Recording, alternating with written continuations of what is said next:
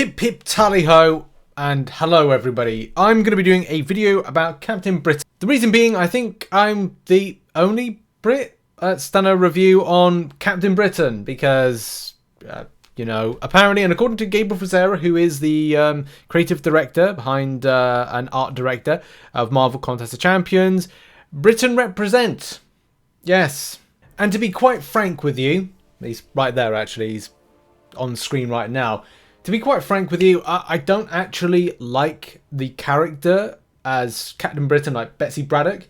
I like Captain Britain, I like Brian Braddock, and maybe that's a story as why I'm quite particular about it for another day. There's a lot of things I need to go over with that. The story of Avalon, Glastonbury, Merlin, and how that factors into something as me as a Brit, I kind of resonate with for whatever reason. So I need to maybe go over that in another video. But yeah, that's me being frank, and that's Frank on screen. But I thought, yes, as a Brit, why not do a review on a British-based champion, or something that's given the mantle of Captain Britain, and see whether or not I'm interested in it, and see as well, like, break down certain things like utility factors, how good the debuffs are, the extent of damage potential, does it really rely on stuff like the Odin synergy, the Horseman synergy, stuff like that, and let's showcase some footage. So let's get into it, shall we?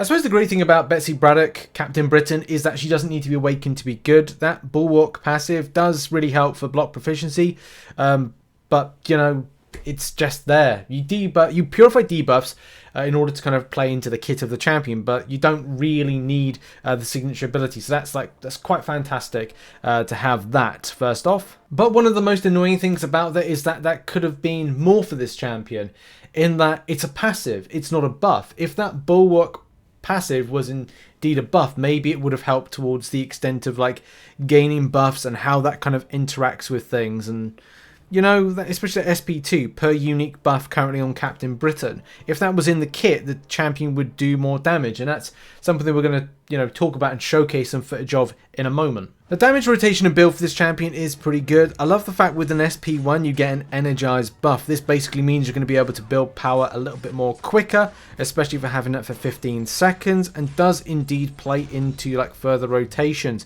whether or not you're throwing an SP3 and you go into psionic mode, and then you're looking to throw in some SP2s, so you increase attack rating with an SP2 for 314 per unique buff.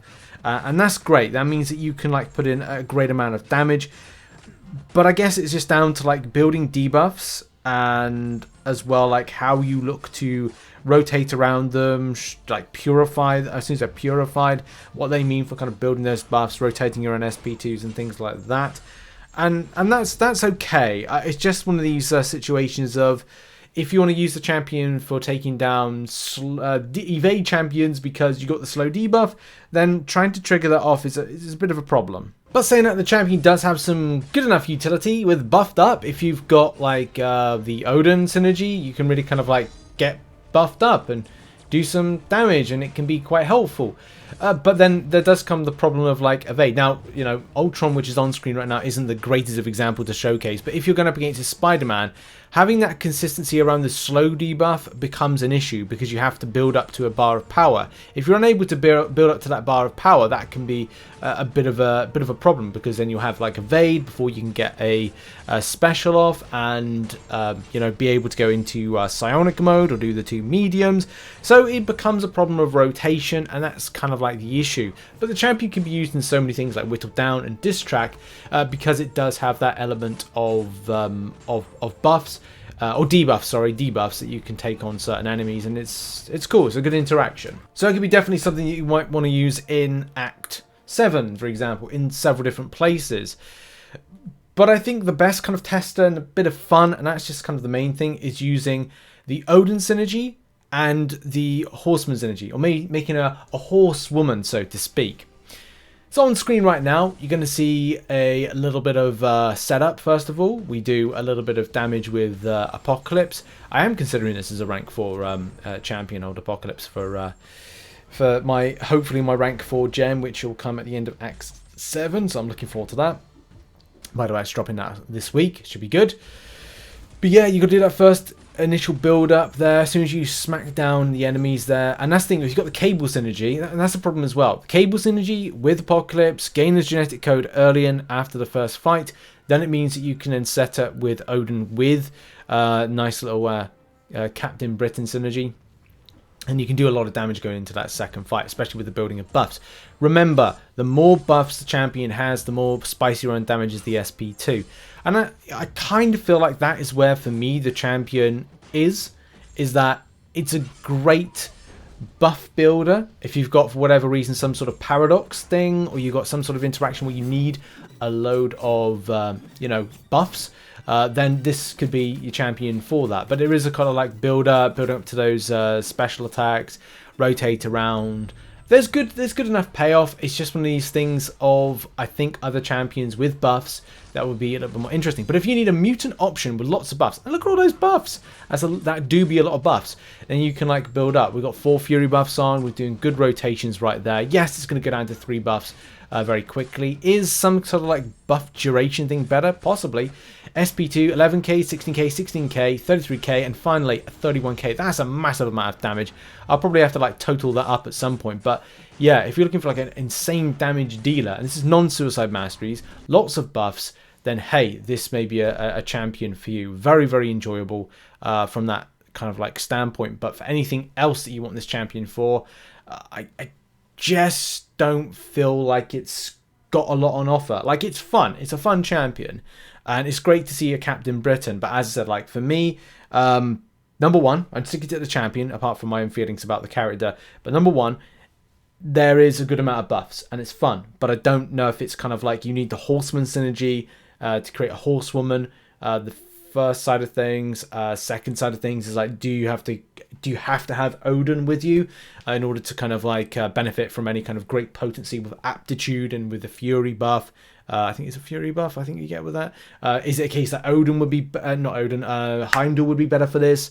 Would it be better down the line as Odin builds up certain things with having people winning in the fight? Is that going to be it? I don't really know. But it's just one of these situations of, I don't think I would plan to have, 4 champions, which Apocalypse, Cable, Odin, and Captain Britain, those 4 champions to kind of like fill up like a quest team, unless for whatever reason there was some specific type of interaction. And it could be good. It could be good. It could be like Doctor Doom is the final champion that could really unlock that team for kind of questing purposes.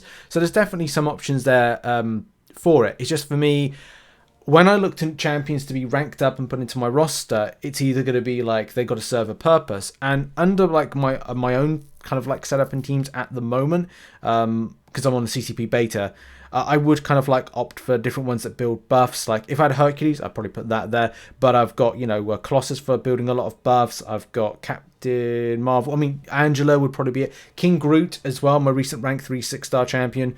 Magneto. You know, certain kinds of utility that kind of like rotate around needing. Venom as well, with another kind of like intense buff builder. Deals with Spider-Verse champions, which I would have liked that Captain Britain to really deal with. But yeah, that's kind of my thoughts there. Not as much utility. Great for buff building. Kind of feel like Odin is a requirement here. And Apocalypse does unlock some things. So, yeah, good enough. But it's just still, it seems to me like it's just a buff building champion. Just like a Cosmic, but it's mutant. So it could definitely kind of unlock possibilities. Maybe if you wanted a counter for something, you needed something that built buffs, but also did debuffs at the same time, and did specific types of debuffs as well that kind of like smushed together. I don't know. Those are just my thoughts. That's been the video. Thank you very much for watching. Check out some other content which will be located on screen right now, and I'll see you in the next video. Bye bye.